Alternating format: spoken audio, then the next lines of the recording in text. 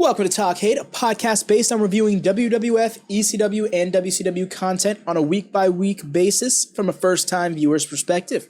I'm AdvyDeven, first-time 90s wrestling viewer and co-founder of WatchaMania. We're currently in the week of May 2nd to May 7th of 1994, and before we get started, I'd like to ask you to subscribe to this channel so more eyes can see us, and to drop a like or even a comment to show YouTube that you enjoyed it. Would very much appreciate that. So with that being said, let's get into it, starting with the May 2nd edition of WWF Monday Night Raw. So we open up on a recap of last week's ending with Lou Albano and Johnny Polo leading us into the intro. Banging intro as always. Vince welcomes us to the Green Mountain State and to Burlington, Vermont. And I gotta say, I love Macho Man's gear here. He's got the white and black checkered pattern, but it's complemented by a sparkly sky blue very well. It sucks that he's got all this crazy gear and he's just doing commentary. But I mean, hey, I dig it. So Vince made the point that Alpha, alongside his brother Sika, were once led to these very tag titles by Lou Albano, who has led multiple teams to tag team gold, and it suddenly became that much more clear that they were winning the belts here, based on the whole angle around Lou Albano getting them this tag title shot. The early portion of this match is dominated by Fatu over Pierre, and even tagging out to Samu, who keeps the control going as Jacques tags in. But an eye pluck from Jacques and gets him the control of the match. And when he's shooting Samu off the ropes, he does a drop down, like wide leg drop down, vertical to him, and Samu just does a falling headbutt on him. He sells it like death, like he's being tased. Samu goes for a pin, but abandons it when Pierre comes off the top rope onto Jacques instead of Samu to break it up. That was rough. And after the head shrinkers clear the ring, the Quebecers and Polo head back through the curtain mid-match, like straight up, just off screen behind the curtain. The ref informed Fink that the Quebecers can lose the title by countout, and I'm left to wonder, who told him he can do that? Tunney didn't say shit. I didn't get a call in on this match or anything. So the Quebecers came running down as the count started after that announcement and broke the count to take us to break. But we come back to Samu laying into Pierre some more, manhandling him for a good minute or two. Tags out to Fatu, who follows suit with a gnarly double chop, like both Mongolian squared, you could call it. Pierre shoots him off the ropes, and taking advantage of a well-placed knee from Jacques as he's standing on the apron, Pierre lays in a clothesline that Fatu does like one of the cleanest inside-outs for that I've ever seen. It really was great. Like, I feel like I'm over-exaggerating, but at the same time, it also feels like it was an animation straight up taken out of the game. It was done so perfectly. So some back and forth tags by the Quebecers. They're finally building some momentum in this match, delivering some great double team offense as the time goes on. They really are just doing classic wrestling moves to one another. Here, I'm going to scoop slam Pierre onto my opponent. All right, I'm going to backdrop Jacques onto my opponent. Like, it's a classic tag team offense that I've really come to appreciate watching this era. They keep control throughout a second break, a double break match. It was a long one. But as we return, Fatu sends Pierre over the top rope while by running at him. Like, literally just runs him, bolts him flying over the top rope. Got some air on it. Fatu eventually gets in, tags in Samu, who goes off on both Pierre and Jacques, the latter of which got in illegally. I guess, I don't know why, but he just ran in to try and cut off the momentum. I don't know.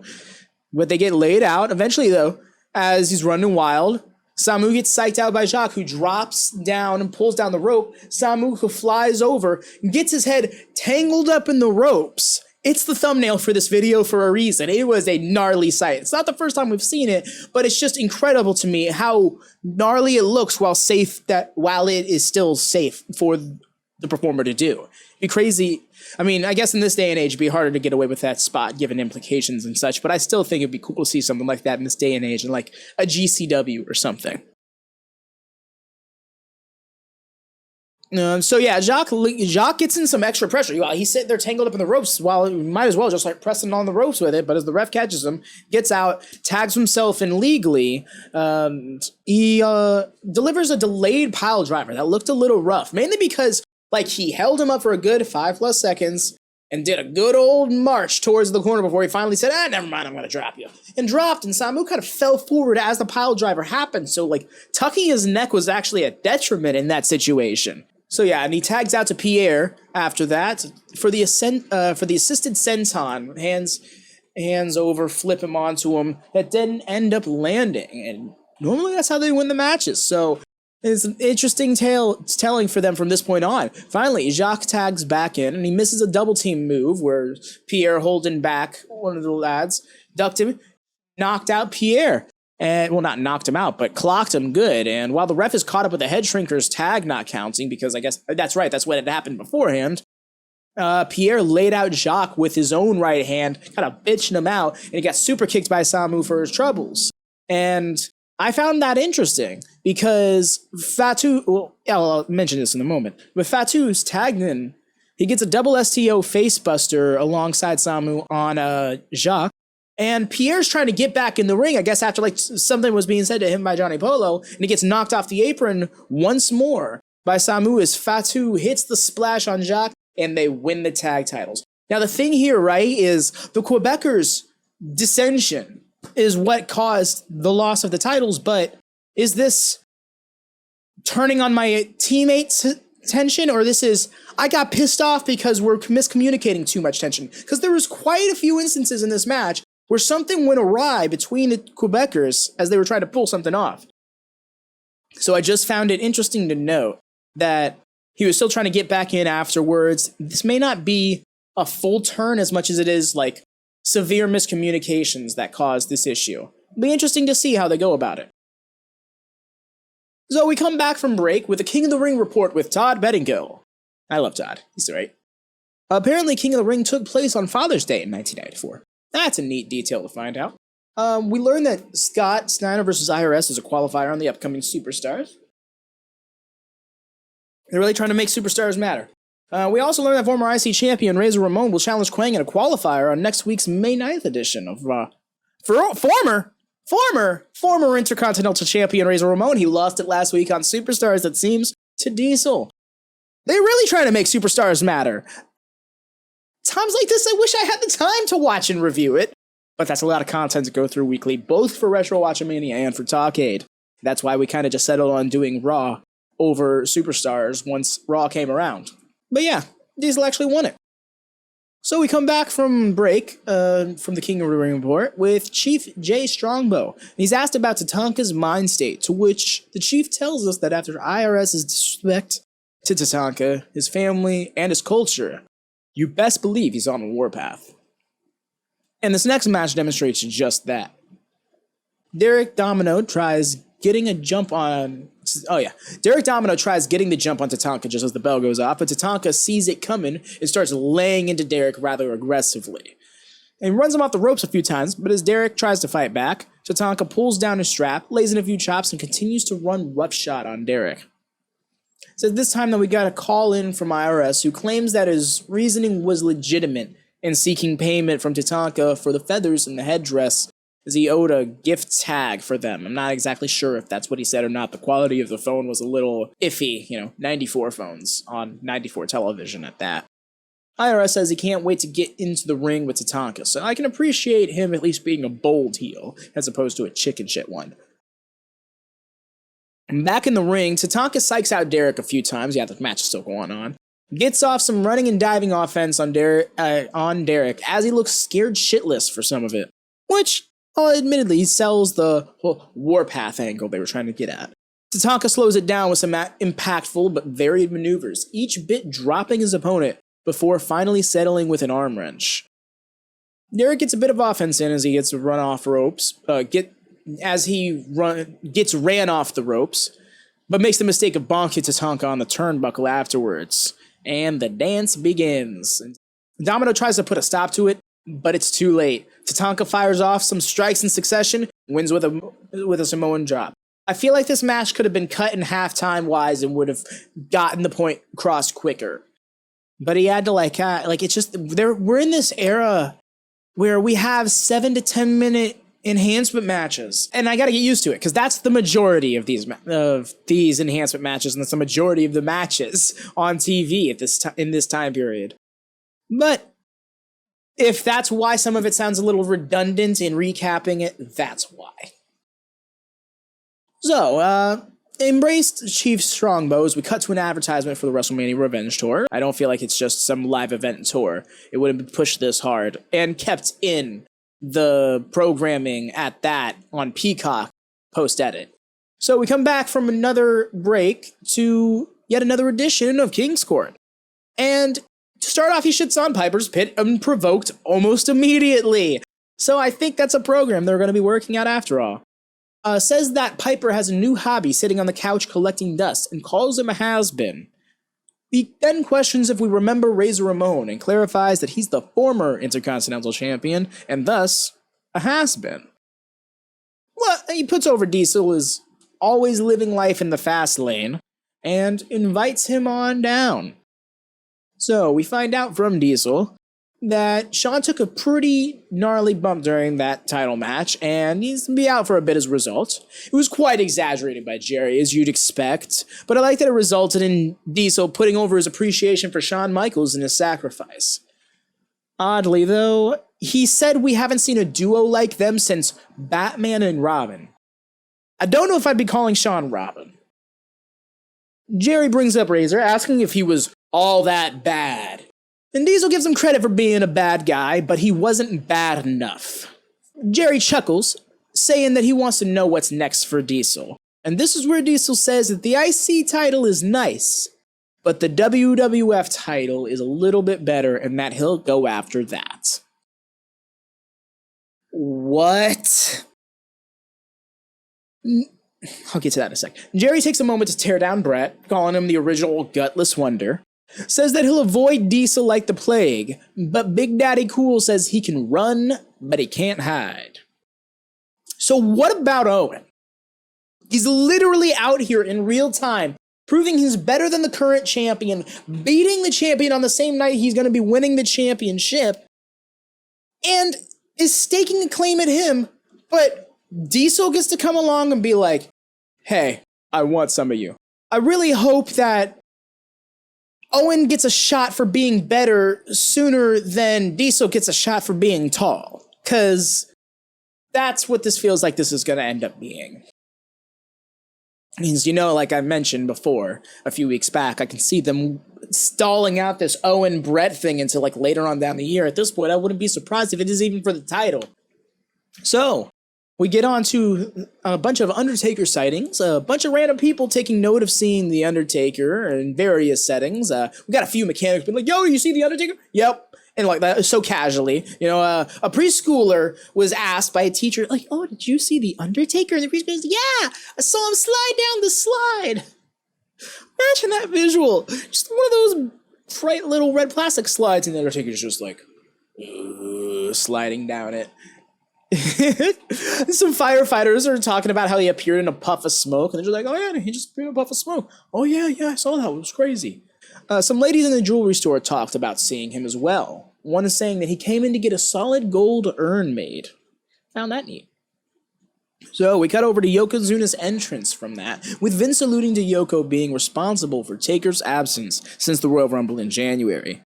Vince brings up Earthquake because this motherfucker wants this match and he will manifest it at all costs.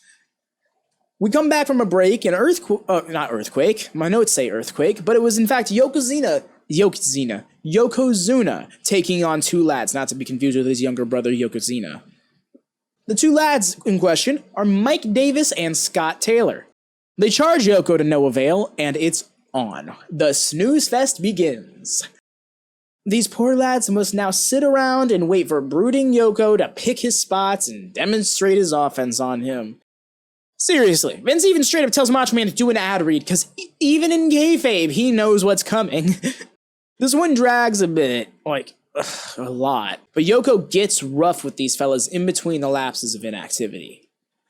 Finally, drags and stacks the two lads vertically on top of one another and does a bonsai drop to both of them at once for the win.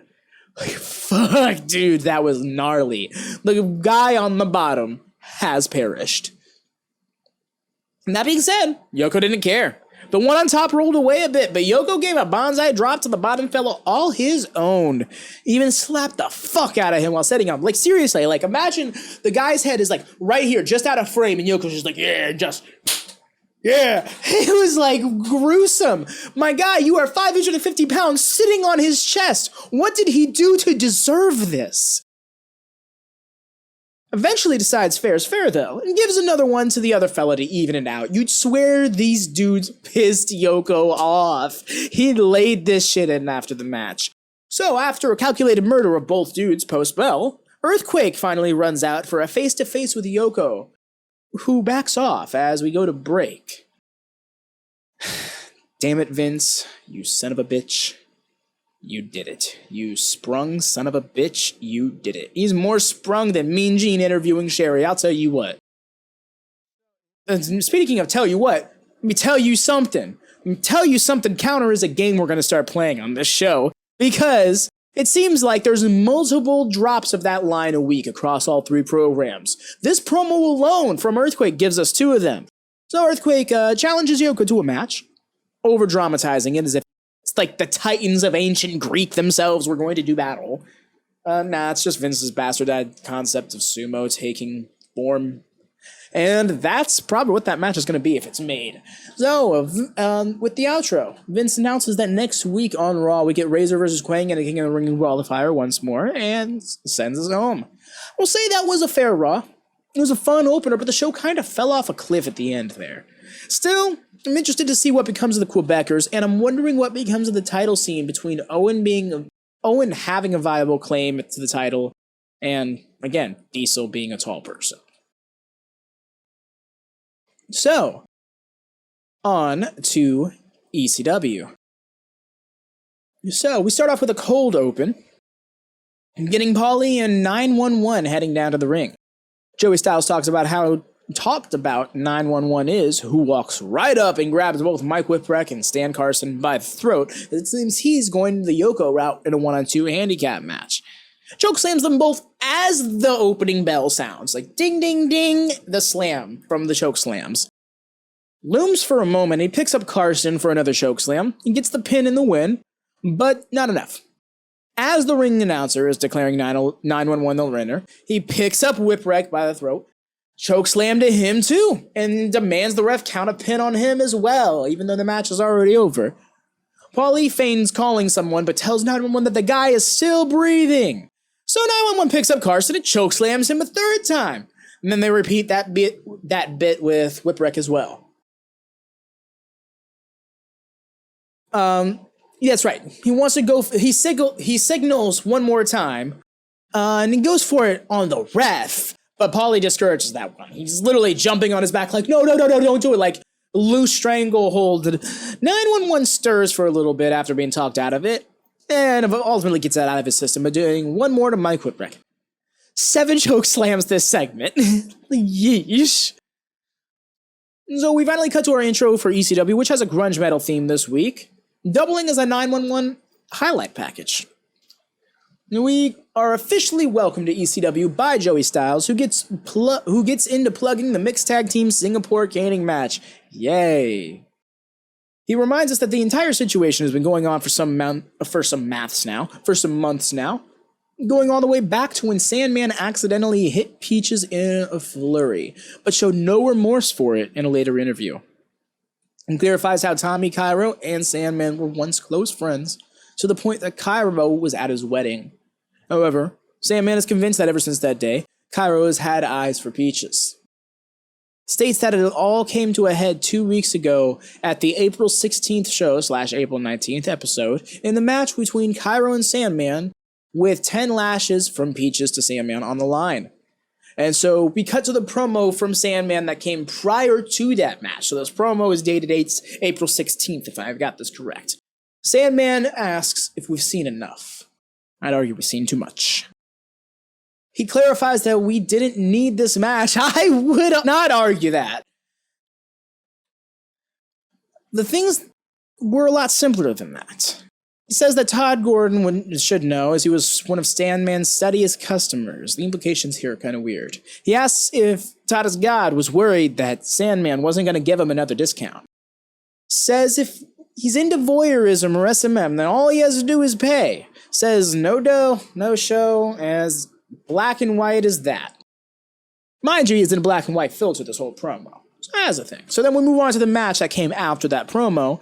We cut to Sal Bellomo coming down to the ring with Joey Styles setting the scene, as Sal Bellomo is the special referee for this match.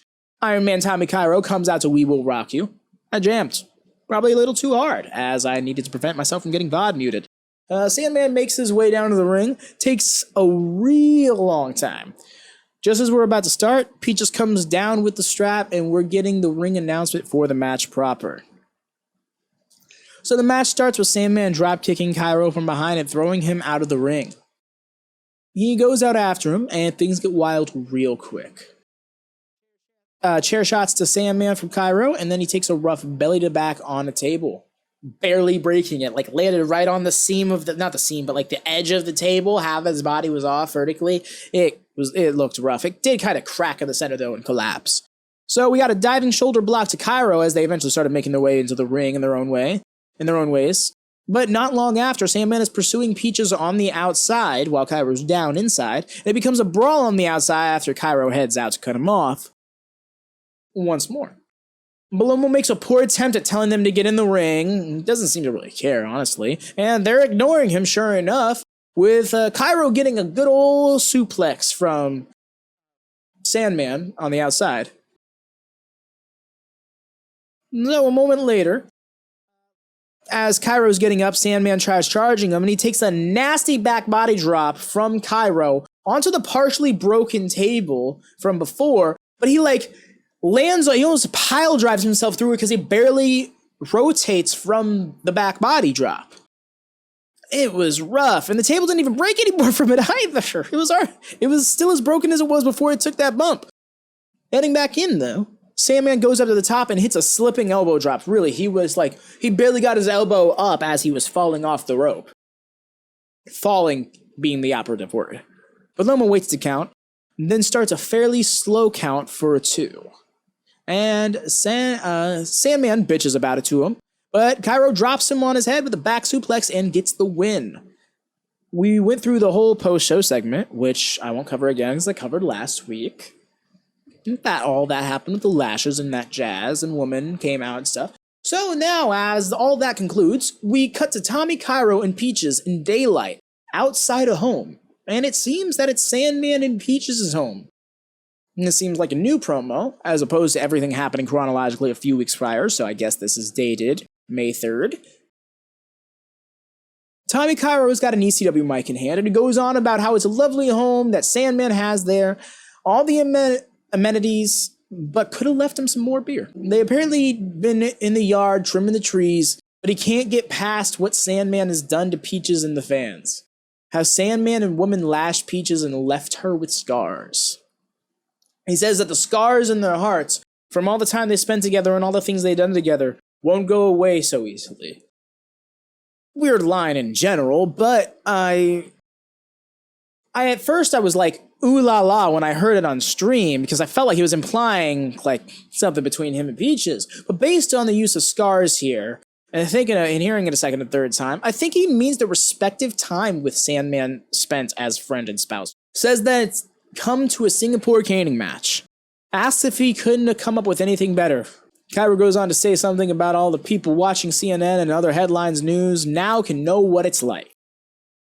Goes on to demonstrate what a Singapore caning will be like and takes the cane to the top of the little stone wall lining the driveway. The funny part is, it was definitely going to be 6 strikes, but it violently broke on the second one, so Cairo just stopped and resumed the promo, and you can tell he wasn't ready to get back to the promo just that moment.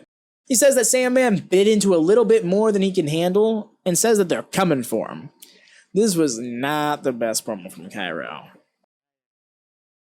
So Peaches, who now has the microphone, questions if woman thinks that she embarrassed Peaches in the middle of the ring.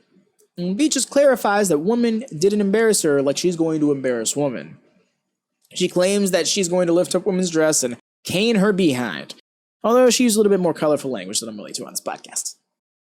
Gonna cane her 6 times, and she shows us she can count to 6. Very impressive. Really lovely stuff. says that, and when I'm finished with you, but then cuts herself off. She says to let her tell her something. Counters up to 3, y'all. Peaches can tell that because Woman's been hanging out with her husband so much lately, that she knows Woman's missing something in her life. Peaches continues on, says that when she's done caning Woman, she's going to give her a little satisfaction sideways. And gross? Question mark? I don't. So, whiplash from the hard cut to Sandman, who's in the Eagle's Nest with Joey Styles. It was really just hard cut from the bright sunlight to the dim lit Eagle's Nest. It was hard in my eyes. Sandman says his house, his living room, his bedroom, his wife. It says that Cairo is on one hell of a bill. Yay. The time is money, and that was another $20. Says that over the last few weeks, Cairo must owe him a couple $1,000 by this point. And says that he's going to be a nice guy and say $100 will call it even. And, ew, I hate the implication that... never mind. Goes on to say how Cairo must be watching this on Sandman's big screen, probably using his weights in his basement. Says that Cairo and Peaches can't train hard enough for this match, and that Peaches wishes she was the woman that is Sandman's partner. That in 3 lifetimes, Peaches couldn't accomplish what Woman has. He exclaims that come that match, all their life dreams go up in smoke. This week, despite the meh acting from Cairo and Peaches and the usual long-winded promos, I gotta say Sandman really nailed the character in promo here. He's got the scummy down, got the greed down, the hypocrisy down, the paranoia down. He's got this character figured out. So we come down to the ring with Surfer Ray Odyssey, in the ring with Eric Anderson, presumably no relation to Arn, as none was mentioned. I remember this lad a few months earlier here on ECW, that being Surfer Ray. He's an interesting character, almost out of place in this promotion with the whole Cowabunga gimmick, you know? This just screams to me WWF Mania. I remember, they trade over some control over the arm and a bit of running the ropes until Surfer Ray runs Eric to the outside with a pair of drop kicks. Surfer Ray lets him vibe for a moment, but goes for a vaulting body press to pop the crowd and sends Eric back into the ring. At one point, Surfer Ray sends Eric from one corner to the other and attempts a discus shoulder barge. Like a 360 shoulder barge, and it's odd, like he just ran he tried to spin in place while moving forward, and that's not how that works. So, yeah, it just didn't, I wasn't empowered for it. Like a discus big boot. That's another discus move I don't think works. Anyways, Eric gets control for a bit here, but Eric turns it around and eventually hits a diving dropkick. But Ray turns it around and eventually hits a diving dropkick that he is way too proud of. He plants him in front of the corner and hits the wipeout, which is a Vader bomb. Crowd was oddly quiet for this finish because it looked much less effective from a normal-sized person than it would from a Vader-sized person. We cut to Pitbull in the Eagle's Nest as Ray is celebrating his victory, and Styles invites Pitbull to join him on commentary for Tazmaniac's match, to which Pitbull accepts. Oh no, he's gonna shit on Taz again, isn't he? We come back from a break to the start of Tazmaniac's music.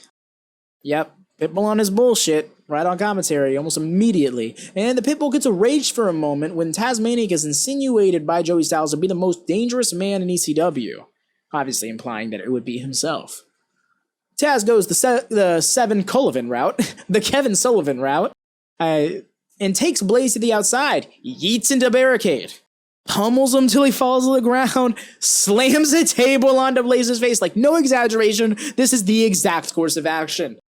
Meanwhile, Pitbull just goes, I stand up and say, thank you for smashing that table on my face. And it's just, ECW is great, fam. I can't help but revel in the chaos despite all its flaws, you know. Inside the ring we go, and Johnnty might be a bit rocked because we get the antithesis of Fatu's Inside Out from Raw, where he's like you see Taz shot Blaze off the ropes for a rebound clothesline, but Blaze barely rotated and just kind of tumbled. I couldn't tell if it was unsafe or just lazy, and I part of me feels like he was a little, like I said, he was a little rocked. Meanwhile, Pitbull is on again about the Pitbull zone of pain. That is a pain zone for Pitbull. Tazmaniac throws him around a bit more and wins with an avalanche exploder suplex, which I gotta say, is a neat move. As Taz shoes on Johnny Blaze's foot post-match, Pitbull talks about how he's going to have Taz leaving in a stretcher. It was much less coherent than that, I assure you. But yeah, Pitbull making it clear that this is going to be a violent match, and you know, I'm here for it. Jay Sully is at the entrance of the ECW locker room in the back, looking to get a word with Taz, and he's gone. Taz just walks right by, had barely peeked into shot, didn't even look at the camera. Jay Sully says he'll probably let his actions speak louder than his words, just as Jason walks into frame. Oh, fuck.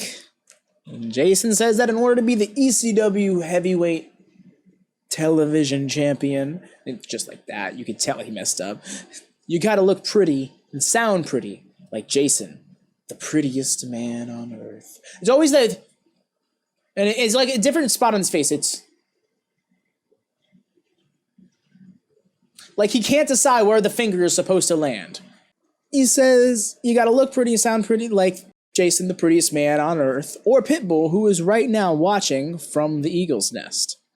He calls to Pitbull, who finally calls that back to him. They cut to the Eagle's Nest. He's like, hey, boss, look at me, I'm on TV. And he nudges Styles, like, hey, that's my manager. He's like, honestly, that was great. That was a great moment. I loved it. Back to Jason, who exclaimed that Pitbull was a consummate professional, and that is because he works with Jason. Okay? Says that Pitbull and himself represent ECW television, and that television is supposed to look pretty. Takes a jab at Jay Sully here, and again talks about his appearance, even in different languages. Says that he can speak many languages, unlike that buffoon he tried to interview. Jason, rather, doesn't even think that he's human, and speculates on what kind of movie monster to compare Tazmaniac to. Calls him Short King Kong and settles on Monkey Boy. Oof, and calls out to Tazmaniac, apparently not too far off screen, and says he wants to talk to him. His promo bordered on some lines here, and I'm not sure how intentional it was, but I just want to preface this portion of the segment with that. I do understand it could very well just be my own sensitivities. My bad if that's the case. Tazmaniac steps into frame, and Jason goes on to say that monkeys are great natural athletes and make good wrestlers. Says that he is a monkey at home. Okay. All of a sudden, Tazmaniac starts staring into the camera, like he's looking for something. And it cuts to the Eagle's Nest where Pitbull starts to freak out on Styles. He's like, tell me how to get there. How do I get there? Like he's never been to the entrance of the ECW locker room in this one venue ECW's ever had. As he dips, it cuts back to Taz sizing up Jason, who continues to try and compliment monkeys in a condescending fashion to Tazmaniac to ease the anger. Says Planet of the Apes was his favorite movie, and Taz whips his hair, just barely skims Jason's face. Jason seems like he's doing the fake outrage thing, but not fully committing to it. Says that he's just trying to talk to Taz like a human being, and Taz had to go and ruin one of his best suits. Says he's going to teach him some manners, and tries to slap him before getting slammed into the drywall behind him and getting his cheek bitten off by Tazmaniac. Pitbull arrives and starts smacking the back of Taz with that title belt that is probably weaker than Pitbull's bare forearm. Forearm, not full arm. Some people show up to break it up as Jason cries in what is his most convincing acting yet. Alternatively, they have Tazmaniac frothing at the mouth like he has fucking rabies, and I don't know how to feel about that. And it was just so stupid. It was beyond silly.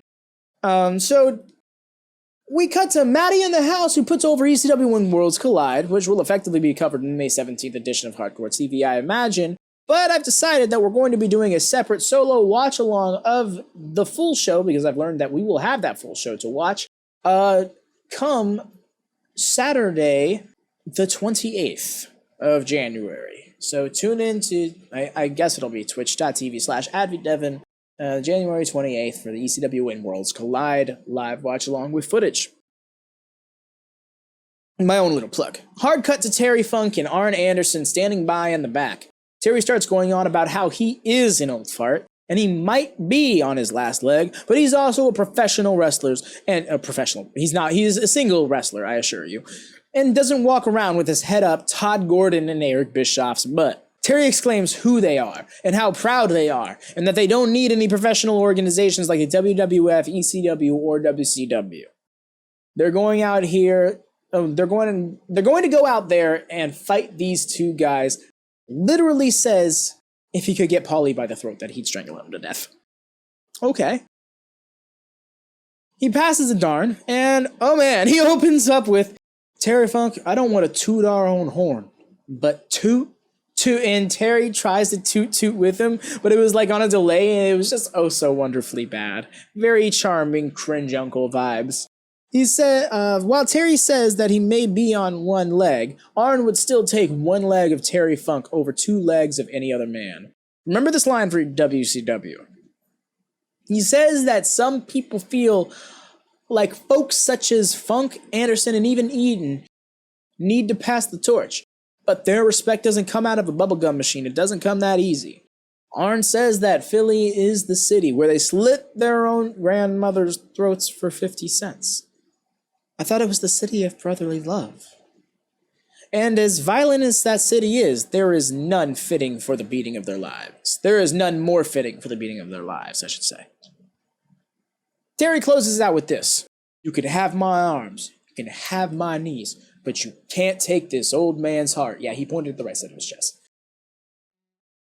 We open up from break with Paulie and Eden saying, "Thank you, Terry Funk." Paulie starts tearing up that closing line from Terry just now, saying, "Who would want those arms or knees?" It's a fun line the way delivered. I wasn't going to try and replicate it. What wasn't fun is Paulie saying that the only thing Eden ever wanted from Terry Funk was his daughters. Gross. I get the grown women, but gross. Even Bobby didn't look comfortable with the implication. Like his face, like he was like. Paulie literally personifies hit or miss at the time with his promos. And let's make something clear for Arn. That he crossed a line that he can't go back over. That he hasn't faced someone like Sabu. Paulie shows a video package narrated by him about the Dangerous Alliance. It highlights Bobby Eaton and Arn Anderson's run as tag team champions, spearheaded by Paulie himself, which won him Manager of the Year in '92, and garnered more publicity for any of the members of the group, both individually or collectively. He claimed that Arn would always let his horseman buddies capitalize on their success, and it resulted in the alliance crumbling. So Paulie wants something now. Back to Eaton and Paulie. And the latter exclaims that he wants a man in a white collar to stand over the graves of Arn and Terry's career and pronounce them dead. Paulie gets overly impassioned, and you swear the man cracked as he starts flipping through languages. Even Bobby pats him on the back with a look on his face like, should I reboot him? You're gonna be okay, pal. You're good. It's gonna be okay. Kind of thing. He spits on the ground with a rest in peace in May 14th, and we dip out to break. Didn't seem like he wanted to join in on that spit. So we return to the Matty in the locker room, and Pitbull immediately demands he shut his mouth as he walks into frame. Says Tazmaniac bought himself a whole can of whoop ass. Says he better be prepared because what he did to Jason is like pouring gasoline on fire. Jason walks into frame with a bandage on his face as Pitbull says this. Pitbull says he's going to rip out Taz's heart and shove it in his face before putting him 6 feet under. Fucking sheesh, tell us how you really feel. He says that he has this side plateless title because he's the best and that he'd die for it. Yeah, what a belt to die for. He says that Taz better be prepared to die if he wants to take the title from him. He says that he's got another thing coming, like a dog that messes up. He grabs their face and rubs their nose in it. He's going to grab Taz by the face and rub it in his blood. Headbutts the mic, and I don't think he should be doing that. ECW's on a bit of a budget, can't really afford to get another one. So Pitbull growls and Jason starts up on his promo. Says that wrestling is a game of human chess. First move, that hole in the wall. Calculated move. Huh? Second, Taz's rage. Third move, their rage. Huh? Says that at When Worlds Collide, checkmate. That literally made no fucking sense at all. But he was so convinced that I still kind of believed it. Like, it was some of the most conviction Jason ever had delivering a promo. ECW was the trip that it is. It was kind of a recap episode for the most part, but we did get some more build to that Pitbull versus Taz match, which should be a wild match. So another fair show. Now, on to WCW, the May 7th edition of Saturday Night. We start up with the good old Goldberg. Let's try that again. We start up with the good old Goldberg factory intro, and we get a clip of Rick Rude versus Sting from the May 1st New Japan Pro Wrestling show in Fukuoka, Japan. The footage text said Fukuoka, but a Google search shows me that there is no Fukuoka in Japan, but Fukuoka is the 6th largest city in Japan. I do apologize for butchering those pronunciations. I have not heard it spoken out loud, so I cannot mimic it. Anyways, so Rick Rude pulled some shenanigans on the ramp with the ring announcer, shoved into Sting's arms, clocked him over the head with the big gold belt, and he fell into the ring, because, you know, those ramps lead up to the apron, and dives in, gets a 2 count. We flash forward a little bit further into the match, and later on, Rude hits a diving knee drop to become a 2-time WCW International Heavyweight Champion. Like, hot damn. Title changes in the intro. Imagine if that was Bob Starr defending against Rude. What could have been? But really, though, something I noticed that while Sting had the international title, it had Rick Rude's name on it the whole time. I figured it was due to them not getting the nameplate changed right away, but in hindsight, it was probably seen as a needless expense knowing they were going to hot potato it within just a couple of weeks. So we cut to the entranceway of the Saturday Night set where Johnny B. Bad comes down to kick us off. Doing its thing, he gets up on the turnbuckle for his confetti gun nut bust, but it looks like barely anything came out. Might be dehydrated. On stream, I was talking to Chad at this moment, so I didn't hear, but according to Shivani, it's real money. Nope. B-Bad is up against Ron Vegas, and he starts schooling this wannabe Hart with some good old chaining. Vegas tries raking the eyes with his body in the way of the ref's sight, neat move, but as soon as he brings it to the corner, Johnny takes it back and fires up. His finish is left hand, which especially sucks because he did it like 4 stronger moves before that, like a drop kick and a clothesline. However, a gut kick and a throat thrust leads in that left hand, which drops Vegas for the win in barely a minute and a half. That's how you do an enhancement match. Take notes, Raw. Fun showing for B-Bad. But he definitely needs a better finish. I get he has a boxing background, but it's hard to sell me a left hand being stronger than 2 flying feet. It just is.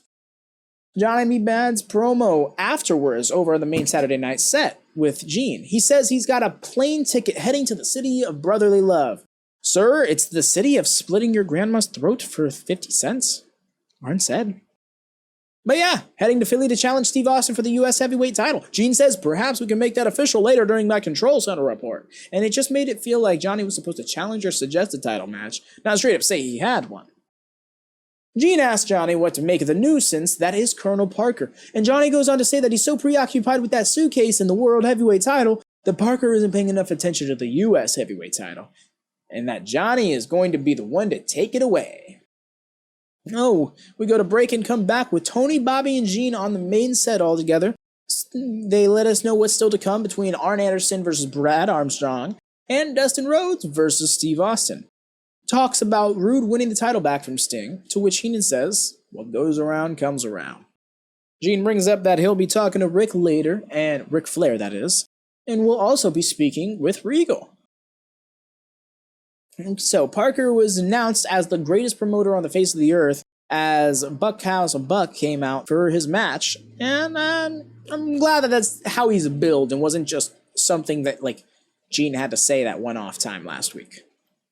So as Buck starts picking apart Al Phillips' opponent, we get Dustin Rhodes cutting a promo about the bull rope match and its danger in picture-in-picture. Buck is not entertaining. He works fine and all that, but he feels like he's already higher on the card than his character should feasibly be positioned.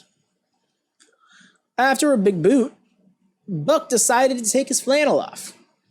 Probably his power limiter, like Vader's mask.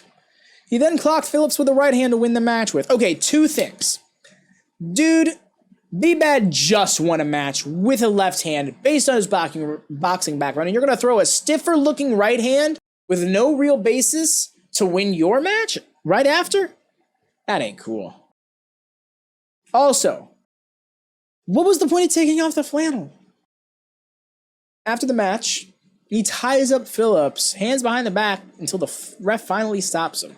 And, like earlier, didn't really like this visual for reasons. Probably not anything intentional. At least I'd hope not. My bad, hit my mic. Not to mention, it's like build up to the bellow rope match and all that, but it just wasn't the best visual. So we cut over to Gene on the main set, and he gestures over Colonel Parker. Gene brings up the suitcase, and once again referring to it as his ticket to ride. Parker affirms this, saying that he's been chasing Ric Flair down to give him a chance to see what was inside that suitcase, but was glad he didn't see, as they'll be waiting until next week to find out who he's showing that suitcase to, Steamboat or Flair. They are really puffing up this suitcase, making me wonder what it could be that would specifically be shown to the champion. Gene calls in Buck, but there's this awkward need to reposition Buck where Parker was standing, and Buck starts going off as that happens. He asks us who the king of the Bunkhouse match is, who left Dustin Rhodes laying on his back, says he ain't through with him. We should have a boy counter for how many times he said it in his. So yeah, Buck continued on rambling about the Cowboys riding bulls for money, but he did it for fun. Gene cuts him off kind of and sends us to break. It's funny. So we return to Gene in the WCW Control Center, and aside from the stand-up promotion for the pay-per-view, Gene announces several legends that will be appearing at Slamboree. Wahoo McDaniel, Ray the Crippler Stevens, the Crusher Killer Kowalski, Ole Anderson, WCW Hall of Famer Lou Thesz, and more to come, it seems. Vader and Rude is now confirmed to be a WCW International title match. Really happy that this Japan tour is a success so far, and it gave us back Rude with Big Gold. What more can a guy ask for? We cut to Harley Race, alone, and he didn't seem 100% ready to cut this promo. Notes that Vader isn't with him, as he's getting ready. Vader's tired of hearing about the battle of the fittest versus the other. Said it just like that. And let me tell you something counter is to 4. Harley says that when Rick Rude walks down that aisle, he better be ready to face a monster that is the biggest thing alive in sports today. We got to Rick Rude, and he clarifies that Slamboree is the time for him to get even. He says that Vader threw down a banana peel, Rude slipped on it, and Sting ripped him off for the heavyweight title. It's an interesting analogy. Works, I suppose. But reiterates that it's time to get even, addresses that Harley and the lack of Vader, and insinuates that Vader's off training with Richard Simmons trying to burn off unwanted fat. Tops off his point by saying that come Slamboree, Rude is going to get him into shape. He finishes it up saying he's going to carve Vader up like a Christmas turkey. Damn. I'll say it every time. Rude can talk. Save for the angle with Ric Flair and Fifi in late 93, I love everything this man does. Says we'll find out next weekend if it's Ric Flair or it's Ricky Steamboat defending the title against one of Colonel Parker's men. Wait, so is that what he's been trying to say in these last few weeks' promos? Parker can ramble, because I was getting the impression that he was going to try and join up with whoever is the champ based on what's in the suitcase. Now Gene gives us the impression that it's simply a world title match at Slamboree for one of his guys, and I'm going to guess that he doesn't mean Buck or Austin, as they both have their own matches. It's announced that the Nasty Boys versus Kevin and Dave Sullivan will have a special guest referee. Oh? Hope they don't mind the use of weapons. The U.S. heavyweight title match between Steve Austin and Johnny B. Bad is confirmed, and in a way, that definitely made it seem like this was the first time it was supposed to be confirmed. Thanks for letting that slip, Johnny. So we're back from break. Promoting the hotline is Mean Gene on the main set. Says that everywhere he goes, people are asking him what's going on with Hulk Hogan, and says that while he does something he can't share, he will share it on the hotline. Brings on Sherry from the side. No entrance this time, but Gene still gushes over her. Once again clarifies that she is looking for a man.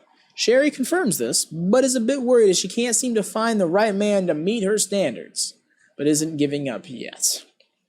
Says that once she finds him, he won't ever regret a day spent with the sensuous one. Gene is springing with Sherry as he sends us to the ring. Handshake between Arn Anderson and his opponent, Brad Armstrong. It was at this time that Chat and I both realized, oh shit, these two are about to do a wrestle. And so a wrestle they did. They lock up a couple of times to test each other's strength, and Tony Schiavone brings up his close friend, Ric Flair. A close friend of Arn Anderson, I should say. Found that interesting. Through a nice feeling out process that is much more engaging than these sequences tend to be in this time period, as they put so much effort into the little details that make what are rest holds into actual holds. Arn gets Brad in the corner and finally starts laying in a few strikes. But for the sake of not facing a count, Arn lets Brad breathe a little too much. So Brad tries taking him over to the opposite corner. Runs up and leaps on him for a monkey flip, but bam, drop right into a reverse atomic drop. Great positioning. Brad collapses and Anderson doesn't seem to be too happy about it. But back over to Brad, snap mirror, knee drop. Back to business, gotta keep it going. Starts picking him apart. He's not really healing up, but for the sake of the psychology, he's working heel. Really putting Brad in the underdog position, which I can dig. Meanwhile, commentary is still on about Ric Flair. Really telegraphing the course of that Ric Flair promo later, are we? Anderson flings Brad into the corner, but when attempting to do so a second time, he gets whipped sternum first into the closest one, and a back suplex to give Brad some hope. Up and off the ropes for a back body drop, and once again for a drop kick, getting a 2 count off of each. Anderson gets him in the gut as he's getting up and goes for a scoop slam. But Brad slips over his shoulder, right into a Russian leg sweep, and goes for it, but slams the mat by himself, because Arn has a firm grip on the ropes that he was very close to. Classic veteran move. Ring awareness personified. And certainly it led to the finish. We get a glorious snap DDT to get the win. I ain't talking Bobby Roode. He checks on Armstrong as we get some replays. Arn Anderson, clean match with Brad Armstrong. Best TV match in weeks on WCW. I loved it. You really don't boo Arn. You really didn't boo Arn for being a bad guy, but if he got booed, it was because people wanted to see this fiery undercarder that the crowd really sympathized for and got behind to best this wrestler who is just legitimately a better wrestler. Great TV match. Great stuff. I love things like this. The replays end as we cut over to the main set with Gene and Flair, and Gene notes that it seems WCW management continues to test him. Rick talks about how, in Chicago, they raised his hand. However, his integrity and ability were questioned once more, and 2 weeks later, they hold it up. He says that's wrong. He says they question him, he gives them the belt. He says next week live, he proves it to whoever he's got to prove it to that he's the champion. He knows that this kind of stuff makes the tension in the air so thick you could cut it with a knife. Arn Anderson walks into the shot at that point, says that he wishes the best of luck to Rick next week, and that he's tickled to have beaten one of the greatest in the sport in Brad Armstrong. Damn, did he put him over. He says that he thinks the world of Ricky Steamboat and Ric Flair is one of his closest friends. Says people ask him all the time what Arn has in store for 94, and when are the Four Horsemen getting back together? So all that commentary about Ric Flair's match makes sense now. I wonder how Terry Funk will feel about all this. One leg of Terry Funk's better than 2 legs of any other man, huh? Sure. Flair says he's coming for Steamboat, and then shakes with Arn, saying he'll get with him after the match, and they can talk about it. Gene sends us off to break. So let me get this straight. Arn followed Eaton to ECW, right around the time that Tully Blanchard is returning to wrestling to have a match with ECW Terry Funk Star at WCW pay-per-view Slamboree.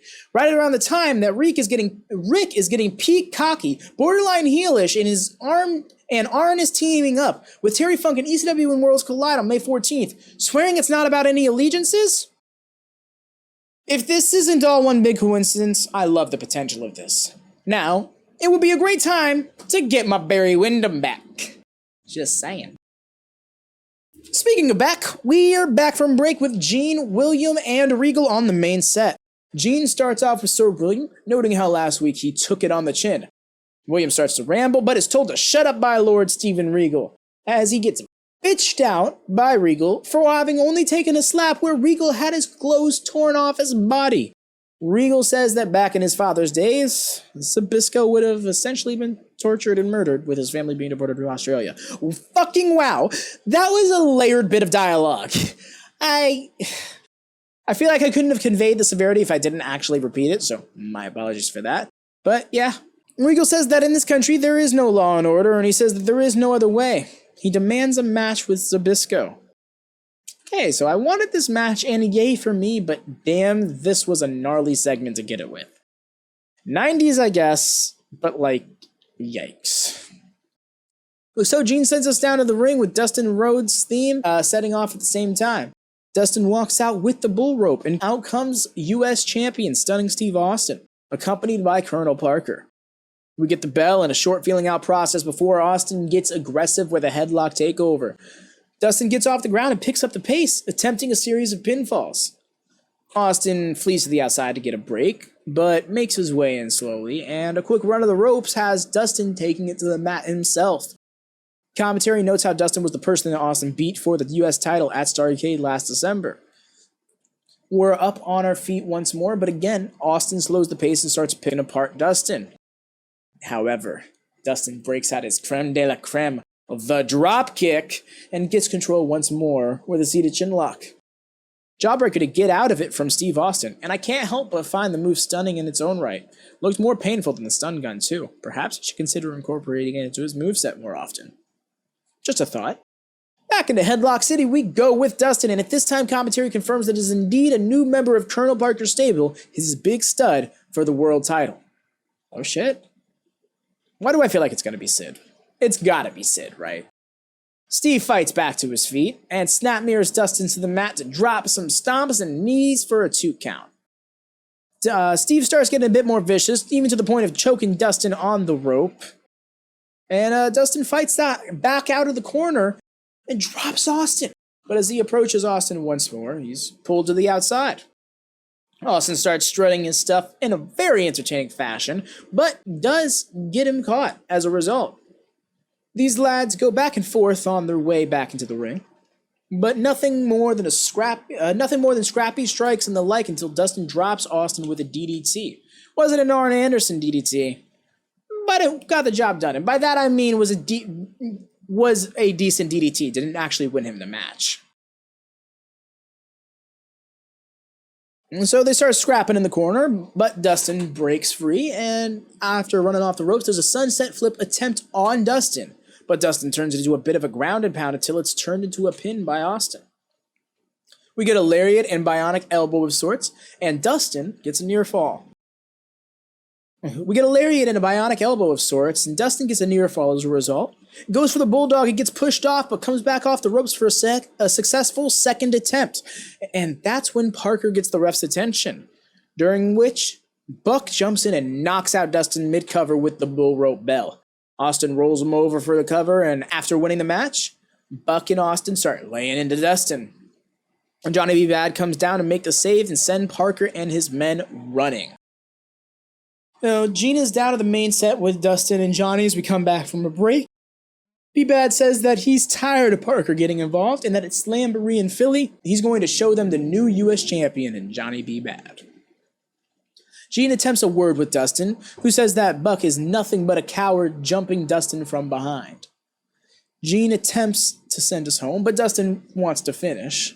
Despite being rocked, he says that there will be no Parker to save him from the Natural at Slamboree in the bull rope match. Gene officially sends us home for the evening, and I gotta say, another decent episode of WCW. I gotta say, it's probably my show of the week out of the 3, because it was the most inoffensive. It did everything it set out to do, and in the most efficient way it could do so. So kudos to WCW for that. So that's all for Talkkcade this week, y'all.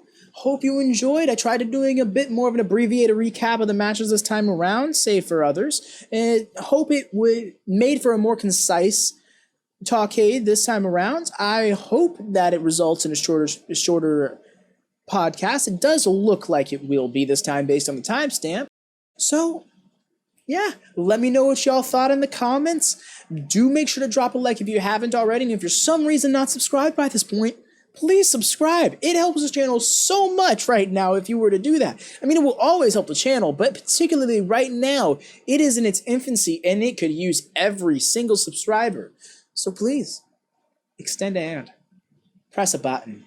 I'm AdvyDeven. Please join me over at twitch.tv/AdvyDeven on Wednesdays for AEW Dynamite live watch-alongs and Fridays for AEW Rampage live watch-alongs. Those may be moving to YouTube either in conjunction with the Twitch stream or exclusive, but regardless, staying on the Twitch over on Sundays, 2 p.m. Eastern, 7 p.m. GMT, 11 a.m. Pacific Standard Time. Sorry, that was real out of whack.